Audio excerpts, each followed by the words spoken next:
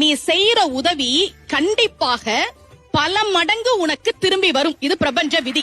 அமெரிக்கால ஒரு பையன் அவங்க பாட்டி வீட்டுக்கு நடந்து போறான். மயக்கம் வருது. ஒரு வீட்டு கதவை தட்டி தண்ணி கிடைக்குமான்னு கேக்குறான். கதவை திறந்த பொண்ணு முகத்தை பார்த்தா பசியா இருக்கியே உள்ளவா அப்படின்னு ஒரு டம்ளர் பாலை கொடுத்துட்டு நீ சாப்பிடு நான் சமைச்சிடுறேன்னு சொல்றான். இல்ல இந்த பால் போதும் நான் கிளம்புறேன்னு சொல்லிட்டு அந்த பையன் கிளம்பிட்டான். பல வருடங்கள் கழித்து அந்த ஊர்ல ஒரு பெரிய நோய் பரவுது. மருத்துவமனைக்கு நிறைய பேர் சிகிச்சைக்கு வராங்க. ஒரு பெண் வர்றாங்க, நோய் முற்றி போய் வராங்க. மருத்துவர் பார்த்துட்டு நான் குணப்படுத்துறேன் இவங்களன்னு சொல்லி சிகிச்சை கொடுத்து குணப்படுத்திட்டார். இந்த பொண்ணுக்கு லாஸ்ட் நாள் அந்த ஹாஸ்பிட்டல்ல இருந்து கிளம்பணும். பில் எப்படி பே பண்ண போறோம்னு தெரியல. கண்ணீர் வழிய எவ்வளவு பில் வரப்போதோ அப்படின்னு அவங்க காத்துட்டு இருக்காங்க. பில் வருது.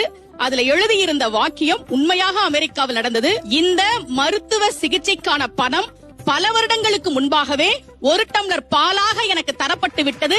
இப்படிக்கு மருத்துவர் ஹோவர்ட் கெல்லி என்று எழுதப்பட்டிருந்தது. அதனாலதான் நமக்கு உதவி செய்ன்னு சொன்னாங்க. பக்தியில அன்னதானத்தையும் தானம் செய்வதையும் ஒரு அங்கமாகவே வைத்ததற்கு காரணம், நீ எதை கொடுக்கிறாயோ அது